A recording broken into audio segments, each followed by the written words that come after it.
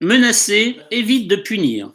Là, on peut tout de suite travailler sur la punition pour qu'on soit au clair sur les termes que j'utilise. Dans le cadre du comportement de l'enfant, déjà, premier épisode, j'ai essayé de mettre en avant le fait que c'est important de bien faire la différence entre la personnalité de l'enfant, ce qu'est l'enfant, voilà, et qu'on peut caractériser par je suis, et son comportement qui se correspond à je fais. Ces deux choses, pour moi, sont complètement séparées l'une de l'autre, ce qui fait qu'on peut avoir des gentils enfants qui font des grosses bêtises, comme on peut avoir des mauvais enfants, même si je pense, alors, moi, c'est un point de vue, je n'ai jamais eu de mauvais enfants dans mon bureau.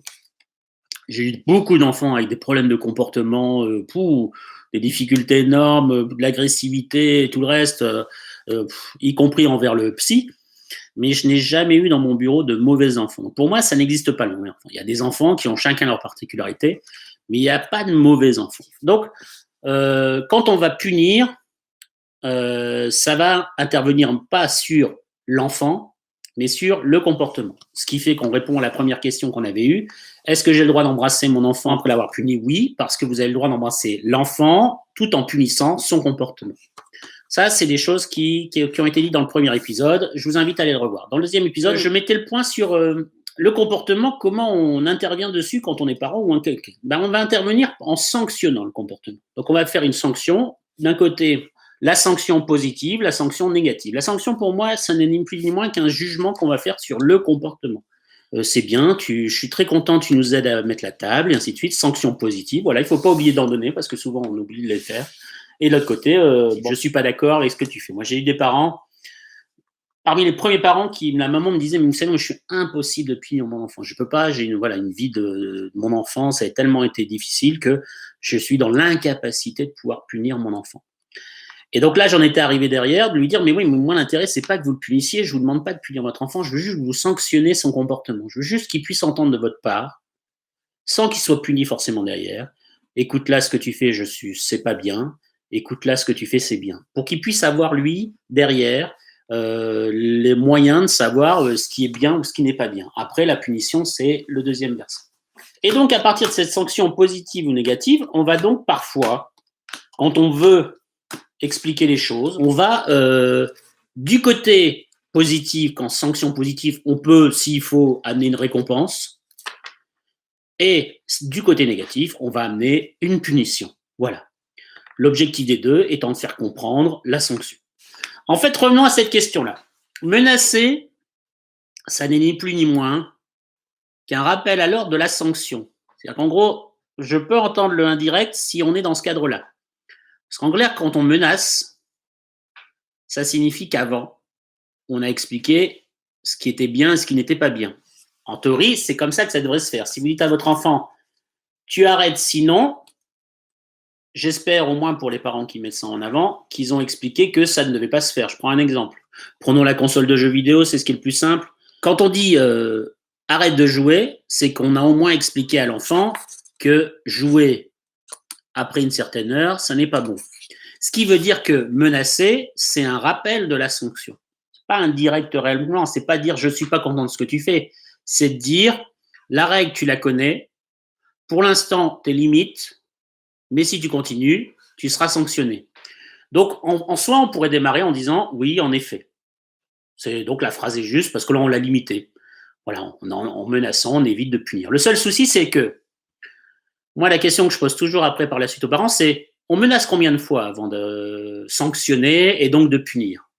Combien de fois avant de punir? Parce qu'en gros, il y a aussi ça qui est dans cette histoire, c'est que là, vous le dites, si tu continues, tu seras puni. Ça signifie que quand vous dites ça, si l'enfant continue, il doit être puni, sinon votre parole, zéro, quoi. Voilà. Si vous avez décidé de menacer, de dire, écoute, si tu continues, tu seras puni. Si l'enfant continue, moi, j'aurais tendance à dire un peu machin, c'est qu'il le fait donc exprès pour être puni. C'est comme ça que j'explique aux enfants. Je dis, si on t'explique et que tu continues, c'est que tu avais envie d'être puni. Mais combien de fois? Il n'y a pas réellement de règles. Moi, je serais assez d'avis que dans tous les cas, 3 fois, enfin, en tout cas 2 menaces et en passage à l'acte à la 3e, c'est le maximum qui soit possible.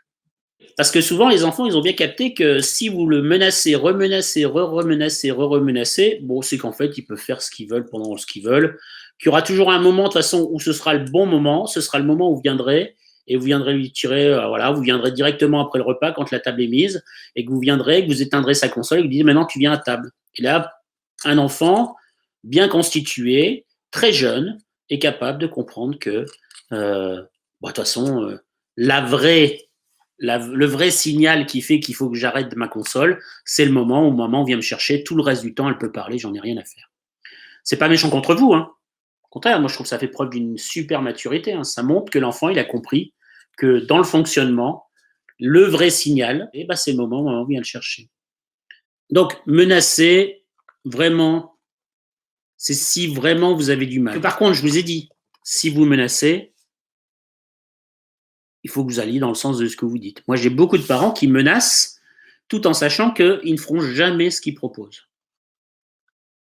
Je donne un exemple. Écoute, si tu continues vraiment à pas arrêter la console quand je te le demande, tu seras puni de console pendant 2 mois. Et là, la question qu'on pose aux parents, c'est de dire, mais vous allez vraiment le punir de console pendant 2 mois juste parce qu'il n'a pas éteint là maintenant? Et là, la plupart des parents, hein, disent, mais non, je ne vais pas faire ça, hein. Voilà.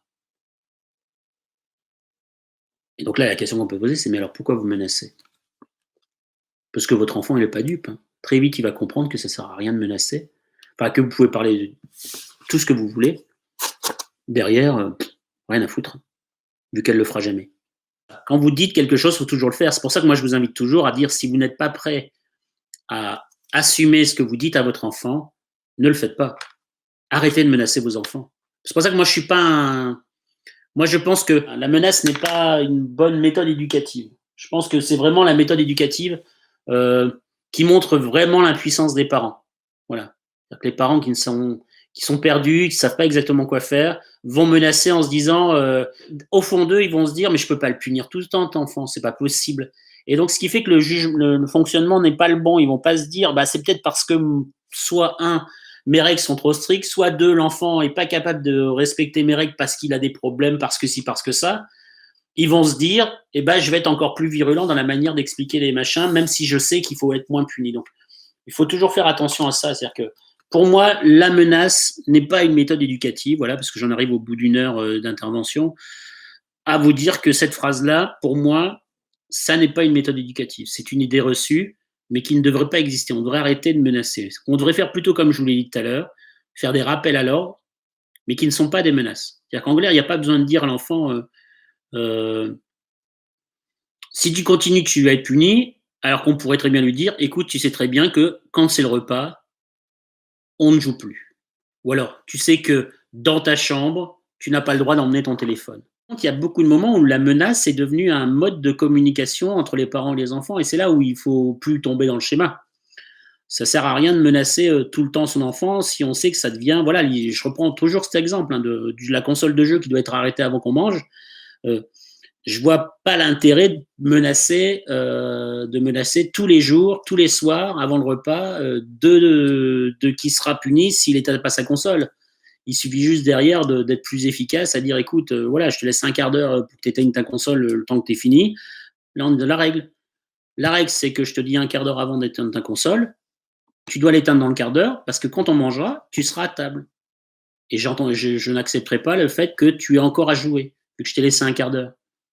Donc, ce qui veut dire que là, la phrase, elle est juste de dire au début, dans un quart d'heure, on mange, et au moment où c'est l'heure du repas, vous montez, vous éteignez la console. On n'est pas dans le cadre, il n'y a pas une menace au milieu. Il y a juste un rappel en disant, voilà, on mange dans un quart d'heure. L'enfant, lui, doit être capable de dire, bah, un quart d'heure, ça veut dire que je dois arrêter mon jeu dans le quart d'heure, et après, on est dans un truc. Revenons à notre phrase, et puis on va s'arrêter sur ça par rapport à celle-ci. En tout cas, moi de mon côté. Menacer évite de punir, peut-être, mais c'est pas utile. Allez, au revoir tout le monde, à bientôt.